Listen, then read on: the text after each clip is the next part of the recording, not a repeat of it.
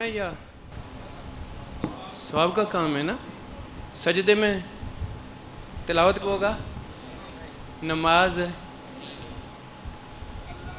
اللہ اکبر.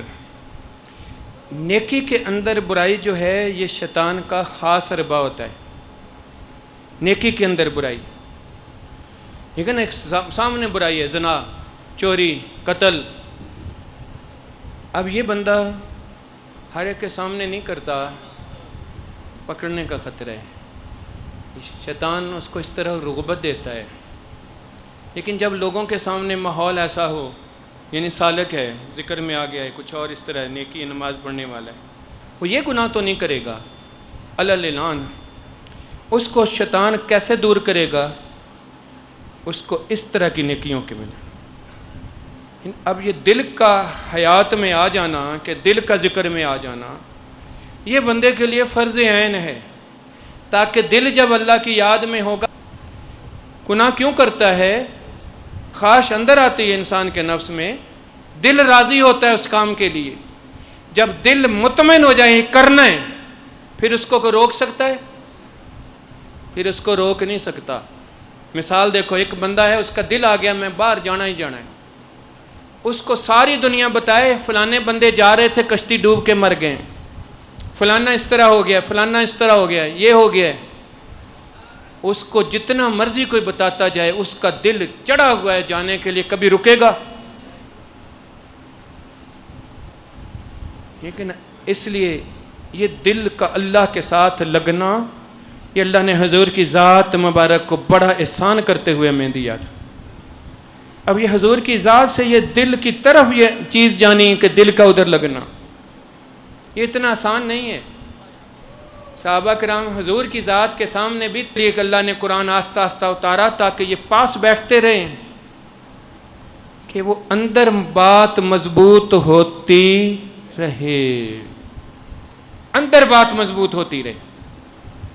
یہ صحبت میں بیٹھتے رہیں، اندر بات مضبوط ہوتی رہے. کیونکہ جب بھی خالی ہوگا، دور ہوگا، ہو جائے.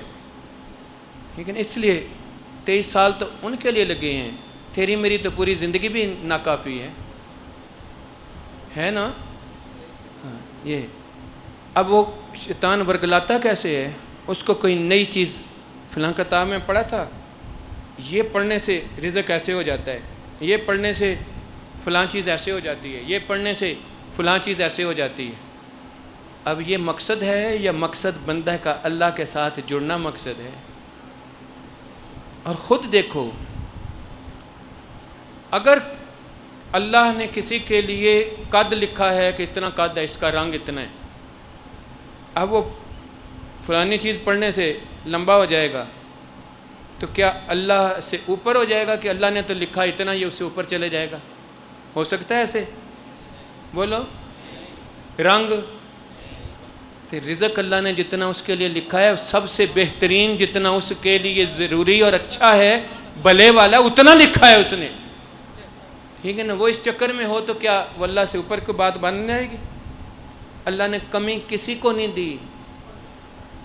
ٹھیک ہے نا. بات اگلی ہے کہ وہ رحمت ہے یا برکت ہے اس کے ساتھ یا نہیں ہے. اگر اللہ کی رحمت یا برکت نہ ہو، کسی کے 2 لاکھ مہینے کی آمدنی ہو، آخری تاریخ تک وہ مقروض بھی ہو سکتا ہے.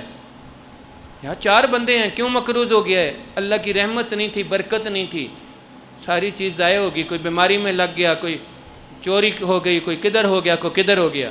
اور اگر اللہ کی رحمت ہو تو 10,000 بھی اس کو مہینہ نکالنے کے لیے کافی ہو جائیں گے. ٹھیک ہے. اگر اللہ کی رحمت اور برکت اس کے ساتھ ہو. ٹھیک ہے. اس لیے اللہ سے عافیت اور برکت مانگنی چاہیے. ٹھیک ہے نا. وہ ہم نہیں مانگتے. اللہ کو اگر مان لیں ہم، خود اللہ کو اللہ کہہ لیں، بس تیری مرضی ہے، تو پھر رب کبھی اس کی جب پھینک ہی اس کے اوپر دے تو پھر اپنی شان کے مطابق رکھے گا یا کم کرے گا؟ جب کوئی کسی کے اوپر پھینک دے، بھائی تیری مرضی، میں تو تیرے حوالے ہیں، بس وہ اپنی شان کے مطابق اس کا خیال کرتا ہے، یا پھر جب بندہ اپنے آپ کو رب کے حوالے کرتا ہے تو کیا رب اپنی شان کے مطابق اس کا خیال نہیں کرے گا؟ کرے گا یا نہیں کرے گا؟ ٹھیک ہے. اسی طرح یہ ذکر کے لیے یہ امانت کی طرح ہے، یہ اپنے آپ کو حوالے کر دے. جب یہ خود اپنے آپ کو حوالے کرتا ہے پھر اس کے اندر لگتا ہے. یہ سیپ ہوتی ہے نا، اس کا منہ کھلا ہوتا ہے ایسے. جب یہ منہ کھلا رہے ایسے بارش کے قطرے کے لیے اس طرح، تو ایک قطرہ اس کے اندر آ جائے تو موتی بن جاتا ہے. تو بارش کا قطرہ اندر داخل ہوگا جو موتی بنے گا. ٹھیک ہے نا، وہ وقت ہوتا ہے جس میں اس نے موتی بننا ہے. اگر اللہ کو منظور نہیں، روز بیوی کے ساتھ جماع میں ہو، کبھی بیج نہیں لگتا، حمل نہیں ہوتا. اور اگر علی کے اختیار کر لے کے حمل نہ ہو تو حمل ویسے ہی ہو جاتا ہے. کیوں؟ یہ اللہ کے پاس ہے یہ چیزیں. اس کے لیے ہے کہ اس کو اختیار ہے، جتنا احتیاط کرنی کرے، جتنا جو کرنا ہے کرے، لیکن اس نے اختیار تو اپنے پاس رکھا ہے.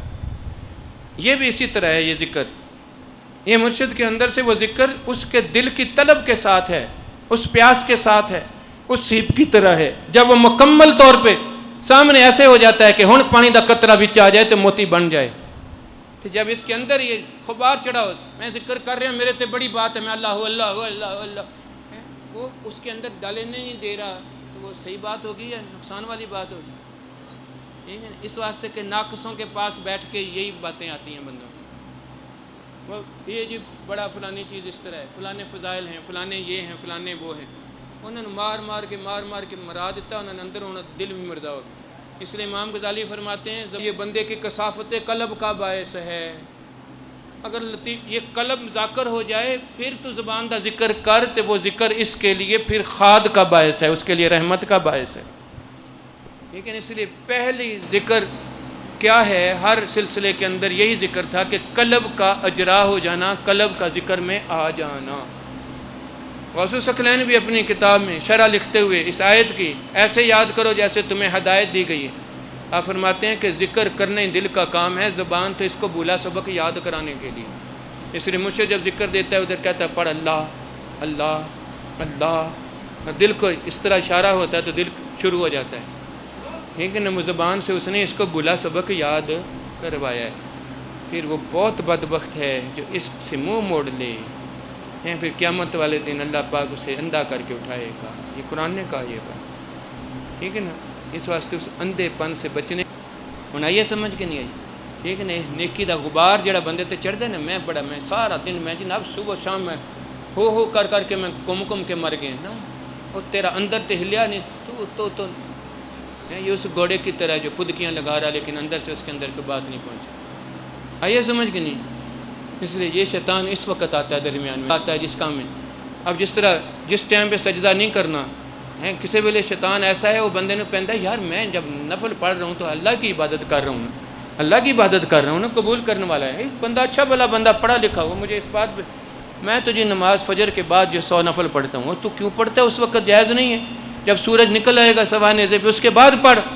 کہتا میرے پاس وہ ٹائم ہوتا ہے، میں ضائع کیوں کروں؟ میں تو اللہ کی عبادت کرتا ہوں. اللہ کی عبادت وہ ہے جو اس کو قبول ہو. جو اس کو قبول ہی نہیں تو وہ کس طرح عبادت ہے؟ سمجھ آئی نا. اس لیے یہی تو توڑ ہے، شیطان نے اب اس کے اندر لگائی ہوئی ہے، اس کو سمجھ آ ہی نہیں سکتی. وہ لگا ہوا ہے، وہ سمجھ ہی نہیں آ سکتی. اور وہ کوئی جاہل نہیں، اچھا بھلا پڑھا لکھا ہے اور دین پڑھا ہوا ہے بندہ. وہ میں نے کہا تم نے خود پڑھا ہے حدیث میں، وہ تو ہے جی، وہ جو نہیں، جو اس طرح اب اس کو یہ اپنی طور پہ وہ حدیث کے معنی کرے گا کہ وہ تو حضور نے اس لیے فرمایا ہے، جو نہیں پڑھتے تو وہ اس وقت تو پڑھیں نا، اس وقت سوئیں نا، اس وقت یہ کریں، اس وقت اللہ نبی پاک صلی اللہ علیہ وسلم تجھے پتہ ہے کہ انہوں نے کیوں فرمایا. یہ اس طرح شیطان درمیان میں آتا ہے. اس لیے سالک کے لیے تو شیطان نے بہت آنا ہے.